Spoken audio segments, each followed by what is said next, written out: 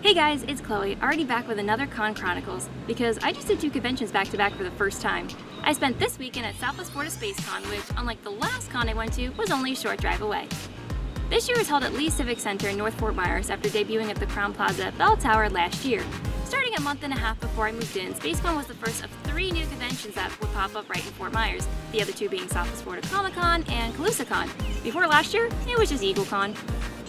The heat made it harder to move between buildings, but other than that, I really like this venue. There's so many good photo shoot spots offered to cosplayers. Just remember though, Florida summers are very hot, so unless you're wearing a bikini cosplay, it could get uncomfortable.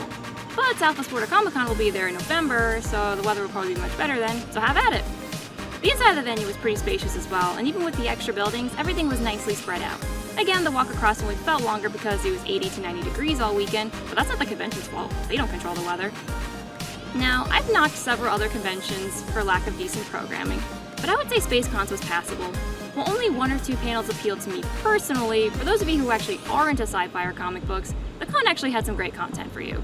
I noticed about half the panels were voice actor Q&As compared to regular panels, but there is an audience for those, so nothing wrong with that. The only downer with panel stuff for me was the staff not being there to assist the earlier panelists. My panel was at 10 a.m. on Saturday, right as the con was really starting. Nobody came in to see if I needed anything, which I did, tech help, until 10 minutes after my panel started.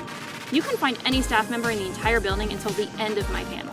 Panelists presenting later in the day, meanwhile, had someone there to help them set up and do mic checks or whatever, and even to moderate and keep time for the panel.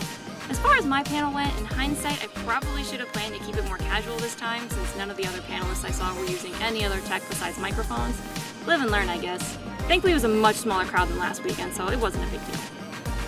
As for the vendors hall / artist alley, they had some pretty good stuff.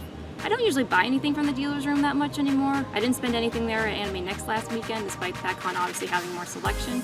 But here, the money I saved on a badge by running a panel, I dropped in the dealer's room, including some Yu-Gi-Oh merch, which I usually never see offline, so that was a surprise plus. Overall, I had a good time at SpaceCon. It's definitely the strongest convention here in Southwest Florida.